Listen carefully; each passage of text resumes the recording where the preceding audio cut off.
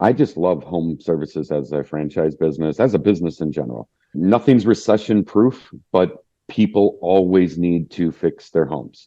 If your roof's leaking, it doesn't really matter what the stock Right, market's doing today. You got to fix the right. problem.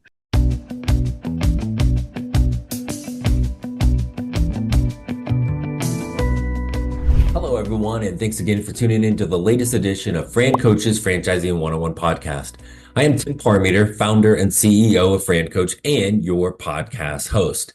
Today, we're going to welcome in one of our franchise partners to talk about their brand. Today's featured franchise is part of the home service category we refer to as enhance. So it is going into a home or a business and it isn't enhancing things. Clever, right? Going in and making something better. This particular franchise has a big ticket project-based opportunity. It has a lower level investment, minimal overhead, but yet the ability to grow into a seven-figure revenue business. So before we get to this amazing franchise opportunity, let's do a quick reminder of who we are. Fran Coach is a national search firm dedicated to working with individuals like yourself interested in owning a franchise. We're partnered with well over 600 of the top franchisors in the country, spanning nearly 70 industries. Our number one goal is to help you get properly educated on franchise ownership to determine if this is the path for you. If so, we're going to help you then find your absolute best fit. So that is a little bit about us. Now let's bring in our guest. All right, so that's a bit about us. Now let's get to the good stuff and our guest. Joining us today is the president of our featured franchise, which is Five Star Bath Solutions, Mr. Dean Hartley. Dean, thanks for joining us today. Thank you, Tim. Well, thanks for having me. Excited to chat with you. Got a bunch of questions, so buckle up there on the hot seat in lovely Michigan today, and want to hear all about certainly Five Star Bath Solutions. And I'm not super smart, but I think I'm going to have at least a decent idea what kind of services Five Star Bath Solutions provides. But I want to hear all about that. But first, franchising is about people, and I always like to get to know our guests and their journey into franchising. So tell us a little bit about kind of Dean, and how the heck did you get into this crazy world to begin with? It was a pretty interesting journey. Back when I got out of college, I was a financial planner actually, and the work environment really wasn't for me. And next thing you know, I'm in the bathroom space, and this is all the way back 25 years ago that I got into that and really liked it. Moved on in my career to actually manufacturing these products and was the VP of Sales and Marketing for what was back then a startup manufacturer. And it just so happened to be located in Utah, where our corporate offices are. And that's when I met Five Star Franchising. And they asked me to come aboard and be the president of this emerging brand. It was the only thing in Bath I hadn't done. I've installed them. I've done the books. I've done the marketing, the sales, and swept the floors, but I hadn't done franchising yet. And now I'm going back about 10 years ago, where I started working with franchising and absolutely loved it. So ever since then, I've kind of focused on new franchisees. And one of which is yourself too, right? So you're not, you're not only the president, you're also an owner, right? Mhm. As well. So that's got to be kind of fun for you to be on both sides of that, right? Yeah, it's interesting how that happened. Usually, you would see that when somebody's a franchisee first, and then might become the president of a brand. And I actually did it the reverse. I started with Five Star in 2014, and around 2000, end of 2016, I made the decision that I want to open up some places here and make sure that every single part of our structure is proven, not just whiteboarded, before we put it out to franchisees. Right. So we live it, we test it, we uh, uh, go through every single process here, really boots on the ground, as opposed to it sounds good in theory And then, of course, we release the things that work to the group, and the things that don't work, we throw in the trash can, and no one ever knows about it. So we've been doing that since 17. We actually have grown Michigan to be the largest franchise in the group. And it's really worked out well because we're always given the best tools, the best advice, especially from sales and marketing. I mean, that changes all the time, and it saves our franchisees some money and some time when they're starting up. Yeah. Awesome. So cool. That's it's not just you're not just talking about how great it is. You're actually living and breathing it as well. So very cool. So it speaks highly of the brand and what you think of it. Talk a little bit about, obviously this is bath related, right? Again, I'm not super smart, but 5-star bath solutions, but there's a lot of different things that go into this. So talk maybe just from a consumer standpoint. I'm guessing this is largely homeowners, but who is that customer, and what are the different things that you guys are able to do for them?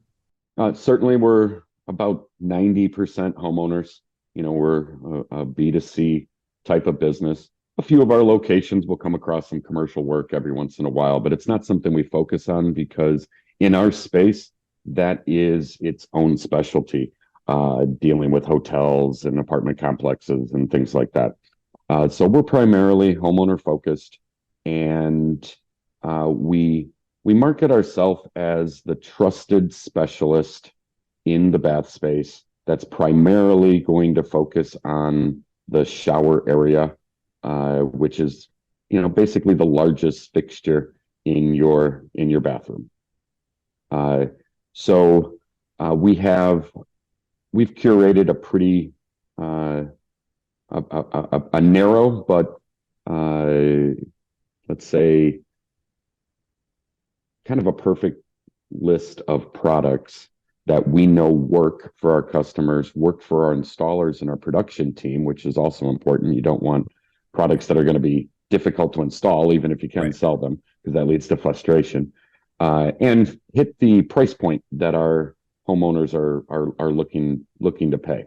Everything revolves around a no hassle, kind of easy, straightforward process from start to finish. And I believe that there are many, many, many people out there who can look at their bathroom every morning, look especially at that shower area, and know that there's something wrong. And that something could be anything from looks. We can obviously solve that. Function, maybe it's not working properly, or safety. Maybe it's not working properly for them. Right. And they know they have this problem, but they don't know where to turn. And where we come in is from start to finish, from a 1 to 2 hour design session where we can go over everything with the customer and point them in the right direction if maybe our services aren't best for them. But normally we can find something that's going to fit their needs, solve their problem, make it easy to select the products. There's just so many out there. That's why we curate that list. And give them a to the penny price quote, guarantee that price. We're not going to have surprises at the end like a lot of people are worried about when you're dealing with a contractor with upcharges and, oh, I didn't charge you for this and that. Then handle all the organization of getting that product in and then sending a qualified, certified installer to the home. Our showers are put in about 1 to 2 days, so we're not disrupting the house too much, which is important to a lot of our homeowners as well. And then fit that all into a package that is in that price point that our customers enjoy. Nice. And I'm guessing you've got with the array of products, you've got the ability to kind of almost like good, better, best somebody on what their price point is. Would that be, is that fairly accurate? It's exactly what we do. Once we identify the needs, once we do a thorough inspection of their area to see what's, there's what you think as a homeowner is wrong, and then let an expert find out what's really wrong. Right. We'll put together a few different packages that's going to fit different price points, and then the customer can decide kind of their quality versus value, and be able to make an educated decision. Okay. Nice. So these are, and a friend of mine years ago did like kind of bragged about, oh, we did this bathroom remodel and it was like $100,000. And I'm like, oh my gosh, right? So like I know not everyone is that, but these can be some really big ticket items and kind of projects for your owners, correct? Yeah, people don't really realize how much bathroom remodeling costs. It's actually the most expensive uh, room in your house to remodel per square foot because it's a small room, but it has all of the same attributes of a kitchen, really. You have Right, cabinetry, you have flooring, you have plumbing, you have electrical, you have a lot of stuff going on in there. right, It's tough for traditional remodelers to do this because you can't have two and three trades in there at a time. It's generally a 5x7 space or right. 6x8 space. And because of that, when you think bathroom remodeling, you generally hear the term traditionally kitchen and bath Right, because they're going to be primarily focused on kitchens. right. Kitchens are going to be easier for a traditional contractor to handle, and the bath space is something they'll take every once in a while. Uh, we do a lot of research on what's going on in the industry, and the national average right now of what a traditional bathroom costs to remodel on its most basic level is going to be around 27 or $28,000. Oh, wow. If you put it in the middle is going to be your uh, handicap accessible or ADA approved, like a universal type bathroom, and that's in the $40,000 to $50,000 range. And then an upscale bathroom is around $87,000 right now. Oh my And gosh. those numbers are probably a little shocking. You just wouldn't think that. Right. Where we come into play is the most intimidating part of that bathroom is going to be the shower. If you think about it, it's the largest appliance in your house, Right. kind of like a dishwasher. It's a people washer. It Right. needs to look good, needs to be functional, and it's the only appliance that's hand built. So you really need a specialist in that particular part of the space. A lot of our homeowners can hire a handyman or even do it themselves on replacing a toilet or replacing a vanity, Right. painting their walls, that kind of stuff. But when you turn around and look at that bathtub shower kind of area, now it's where do I start? Right. And because we can do just that part of the bathroom with limited disruption to your home, give you a lifetime warranty on some amazing products that are easy to clean, easy to maintain, give people who need that from a safety perspective, say a lower profile threshold instead of getting their legs over top of a tub every day, Right. well placed grab bars, well placed faucets. And we can do that in the $10,000 to $13,000 range. We can save our customers a lot of money as well, uh, instead of having a 3 week long process that ends up costing a fortune. That's awesome. And you kind of threw me off as I didn't realize what those averages were. So that was even a little higher than what I thought for that.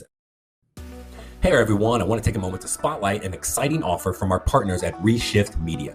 Reshift Media's Brand Amplifier is an award-winning digital marketing platform designed to fit the specific needs of franchise organizations. The dashboard allows national and local teams to quickly and easily manage social content and digital advertising across dozens, hundreds, even thousands of locations. The Brand Amplifier will use automation and machine learning to help franchise systems save time and dramatically improve their digital marketing performance. When a campaign is activated, the Brand Amplifier automatically geo-targets advertising to potential customers around each store and will insert local information such as city, neighborhood, or pricing, which will increase both relevance and performance. Launching a campaign takes less than 5 minutes. It's just that easy. And franchise companies that use the Brand Amplifier routinely see a 500% or more increase in digital performance. That's amazing, folks. Over 500% increase.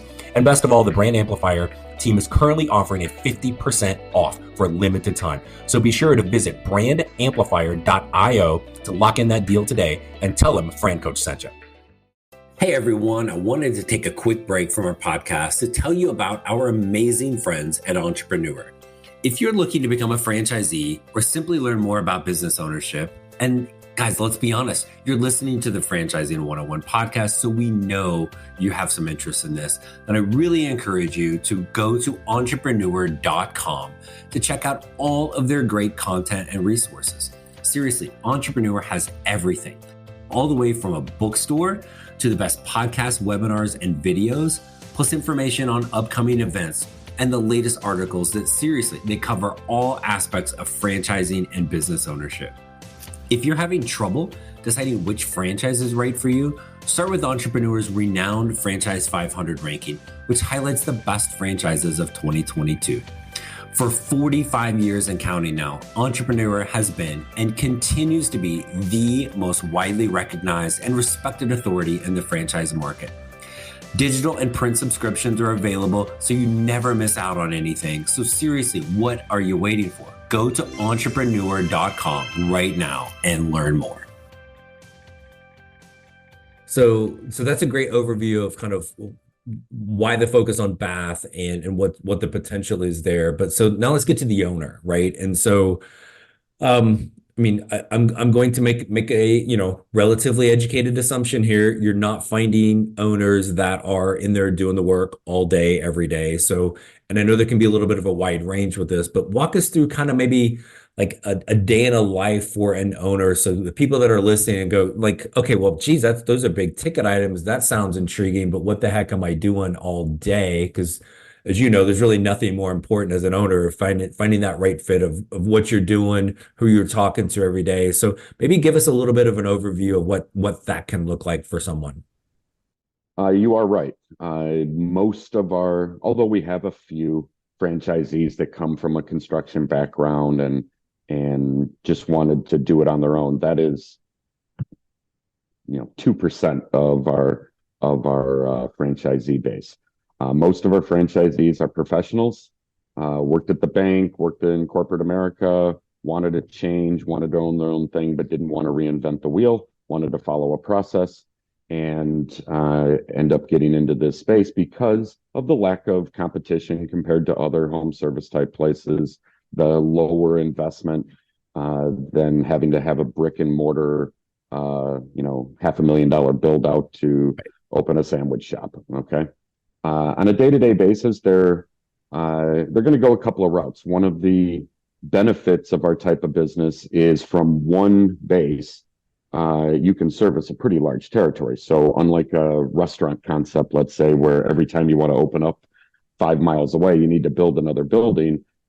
I service here 2.5, 3 hours from one location, so we can horizontally grow. Right. And most locations will hire a technician, somebody with a trades background who's not an owner. They'll send them to our training facility to get used to. We're not teaching people how to read tape measures here. We're teaching them how to deal with some of the specialty products that we use that they may not have seen in the past. So they're going to either take a sales route. We do have owners that will actually be the salesperson of a location. And I love that. Someone who wants to deal with customers, wants to run our sales process. It's very trainable. It takes a couple of weeks, but if you focus, there's no reason why somebody cannot be a salesperson in this business. If they're looking for something a little bit more hands-off, then they would hire a salesperson, or even better, like a selling sales manager. Right. And that sales manager would grow the team from one salesperson to two. But that's a little bit down the line. You got to walk before you run. Right. So during the day, they're going to maybe focus on being project manager. Project manager does not assume that you know the ins and outs on how to install a bathroom. It's an organizational role. You are just making sure expectations are set right with the customer. You're ordering product. You're facilitating the schedule. You are making sure the product is organized in your little warehouse or storage facility. They'll all wear a marketing manager hat, running our marketing playbook, which this is not, I always stress this isn't door-to-door network cold calling marketing. In our field, the one-day bath industry or no-hassle bath industry is big enough that with a lot of our lead sources, we are verticals in other marketing companies' structure. So we can purchase leads, on a per lead basis and then execute on them instead of having to go network at the BNI group trying to hustle business. So the marketing is pretty straightforward on being able to generate enough leads. There's a process, of course, of execution to make sure that lead becomes an appointment, that appointment becomes a demonstration that leads to a close, and some KPIs that we watch to manage that. And then after they sell, there's a production process. So that owner will generally find themselves in the production management side, or on the sales side, running a team or doing it themselves, whichever they choose. Gotcha. So we can be pretty flexible in where an owner wants to be, because there's a lot of it's just really a matter of how much volume you want to do. The more volume, the more gross profit there is to afford more people on the team to do those jobs for you. Right. And I always think it's kind of like, which of those roles sounds better to you, right? I want to be the one out talking to people. Well, great. Then maybe you hire somebody on a production side, or vice versa, right? And so that's good. And then from an ownership standpoint, are you guys open to an owner being semi-absentee at the start? Sure.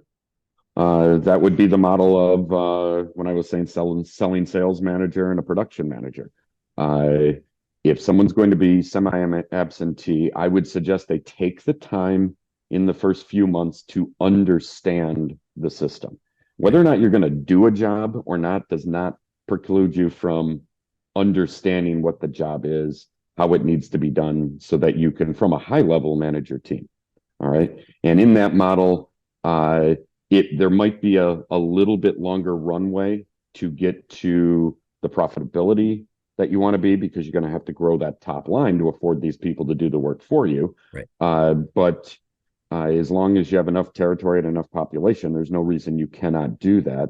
And then that owner's focus would now be on P&L, watching KPIs, having a weekly meeting with sales leader, production leader, right, and just making sure that the boat stays floating the way you want it, in the direction you want. So setting the vision.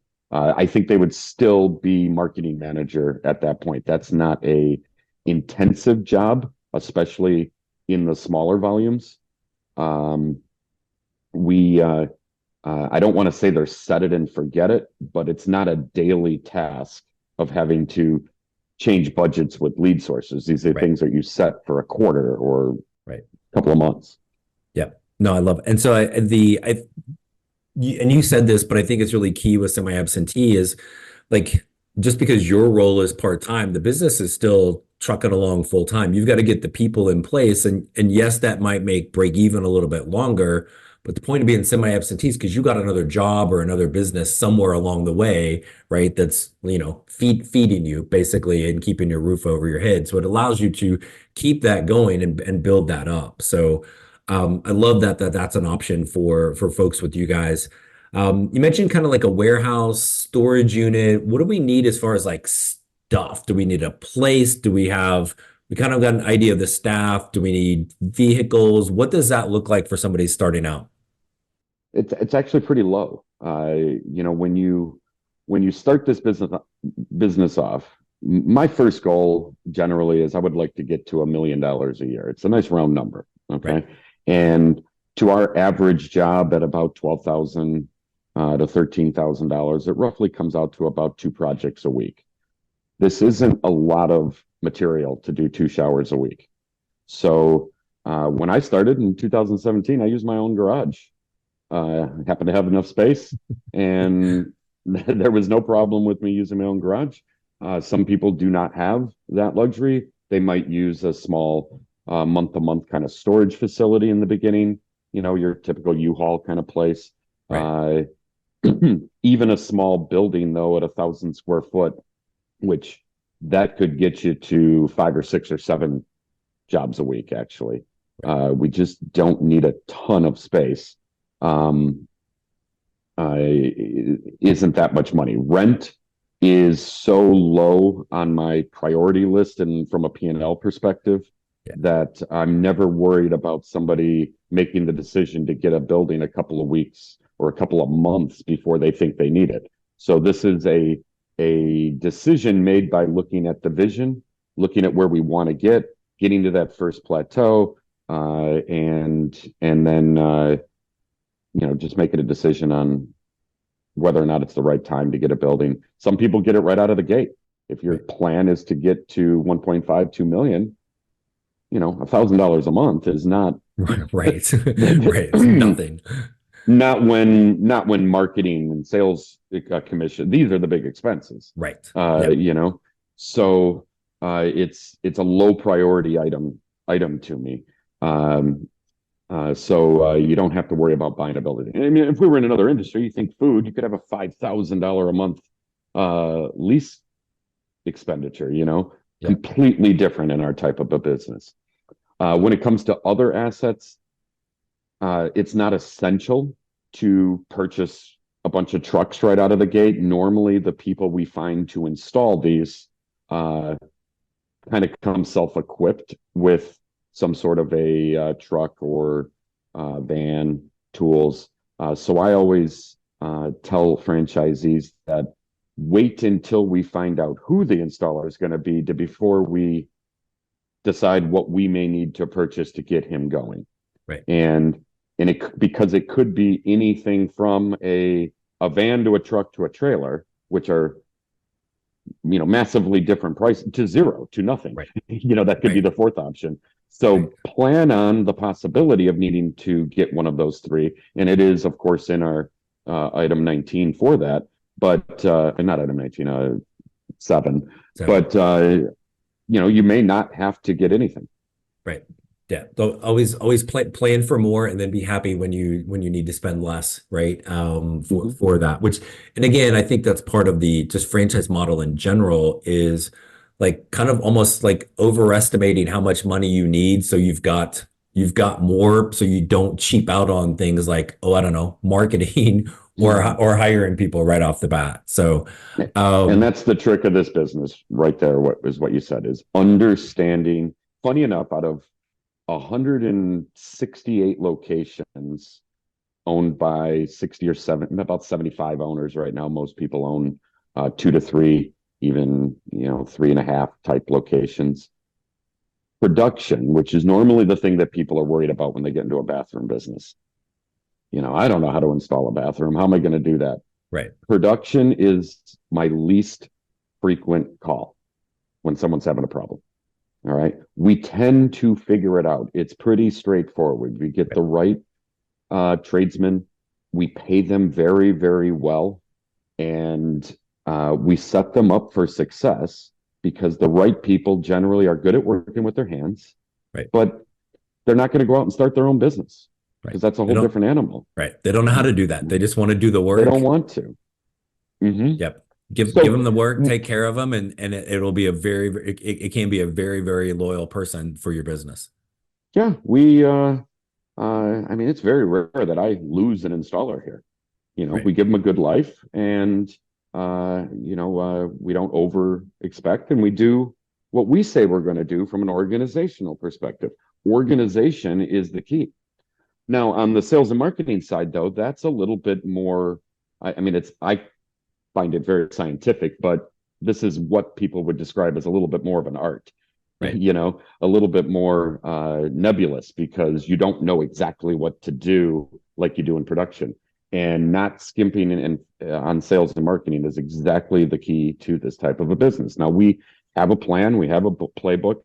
I can generate leads very quickly. We have an executable system. We have a very detailed sales presentation and process to walk a customer down the path so that the end result is this sounds like a logical decision. I hope I can afford it. Right. And that requires no building. That requires no truck. That just requires dedication to learning a slightly new, learning a new process. Like riding a bike. Once you figure it out, it's an amazing job for the right people, that sales position. And sometimes I got to go through, 2 or 3 salespeople here before I find the right person. But once you find them, you're really in good shape. Yeah. And again, as you mentioned, that you're going to have some owners that are like, no, no, that's me. I want to be out there. Like, and if you're, I think just in general, as you said, kind of learning, if you're afraid to learn something new, then you need to keep your job and not be in franchising, right? Like it's Yeah. just you have to kind of want that excitement of this is new, and then it's like, like, can you get out and connect? Can you build a small team? Can you come into my home and help me figure out, man, my bathroom sucks, fix it, right? And kind of create that design, bring it to life, and then make it happen. Like you don't know how to need to know how to do that. That's why we have that's why we have the franchise system in place, right? So um That's super very cool. important what you say there about just franchising in general, or, starting a business.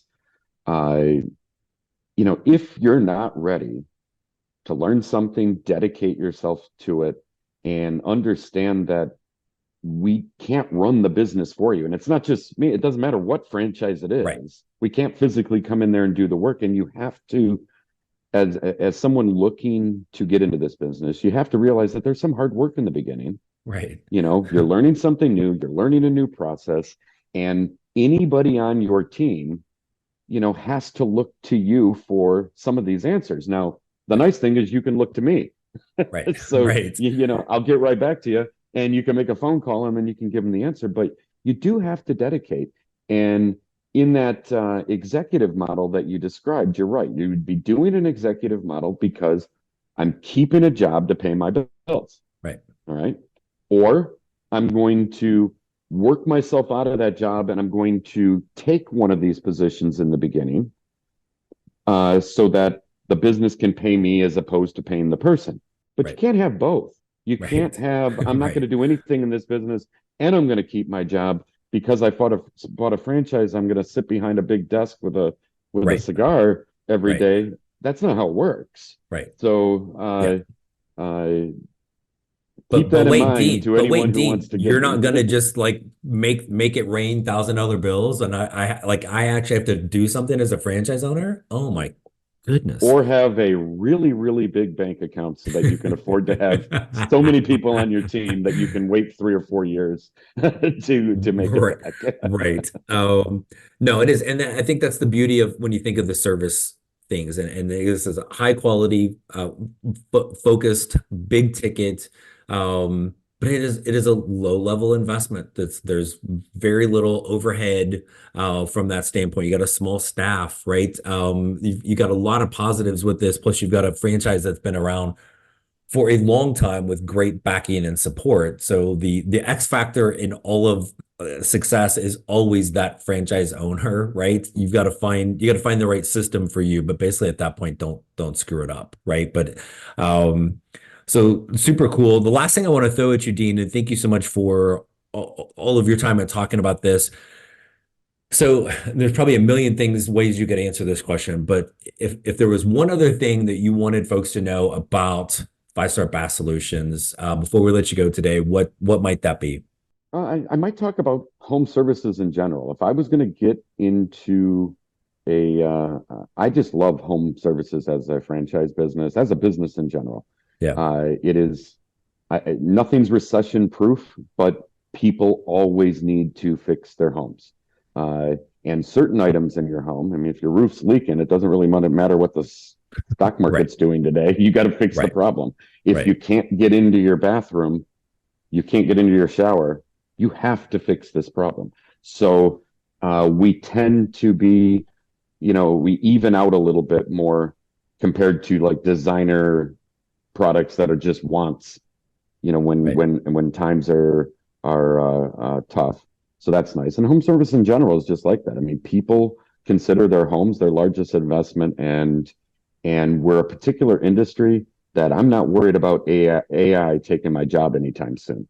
right, If Amazon could figure this out, it's a $450 billion industry. They would have got into it by now. right, It's just something that's always going to be, I mean, for the foreseeable future, face to face right. with a customer, and it's not going away. So Yep, I feel pretty protected in this space for quite a while.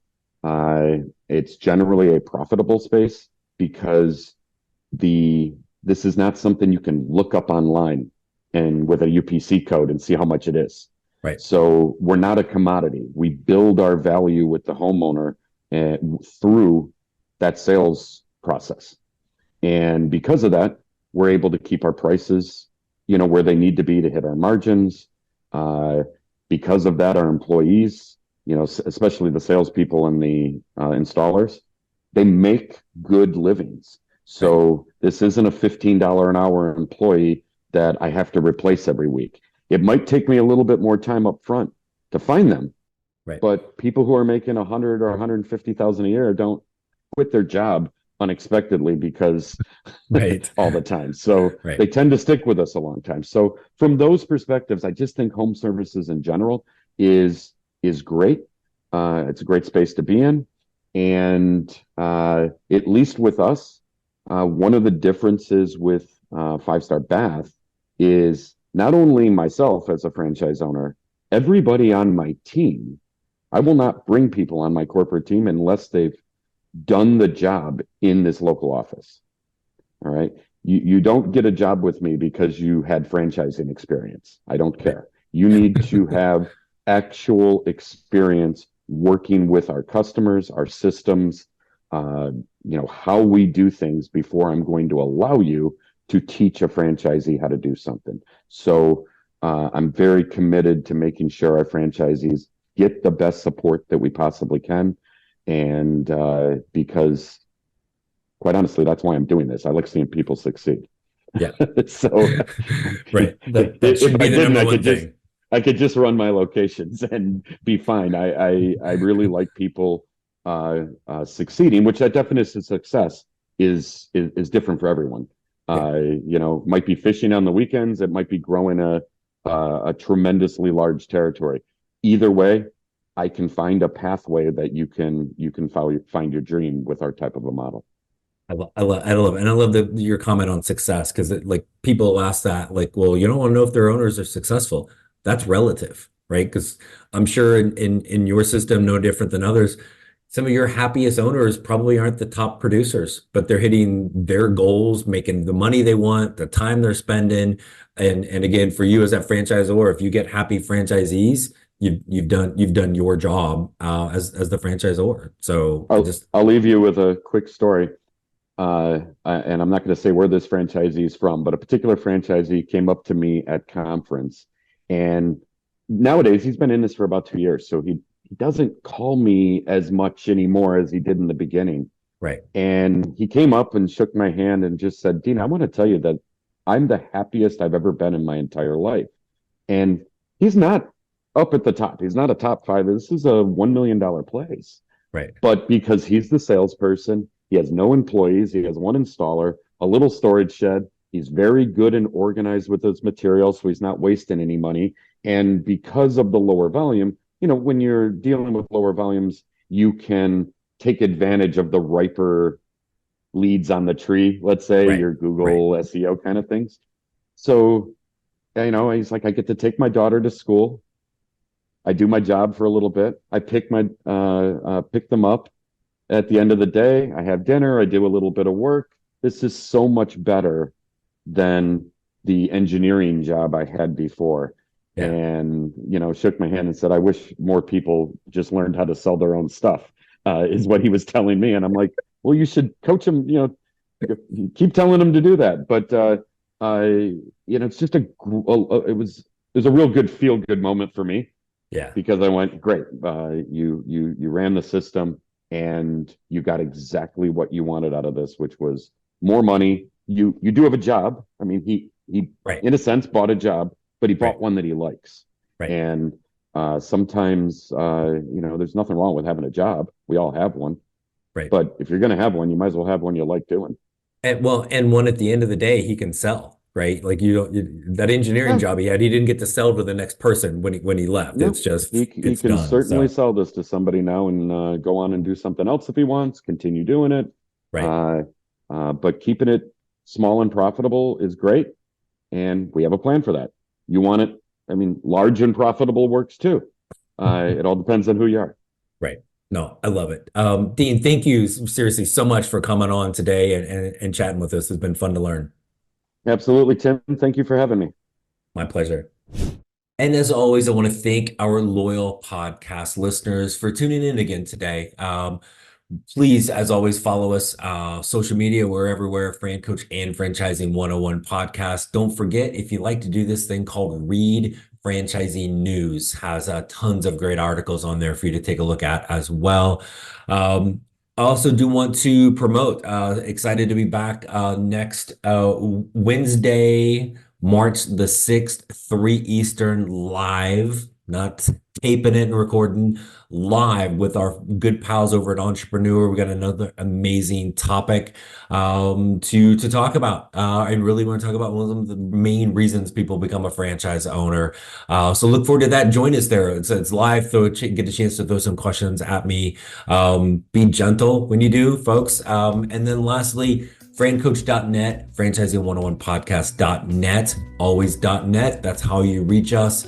There's never any fee for our service. So when you're ready to actually learn a little bit more, see if this might be for you, we're here for you.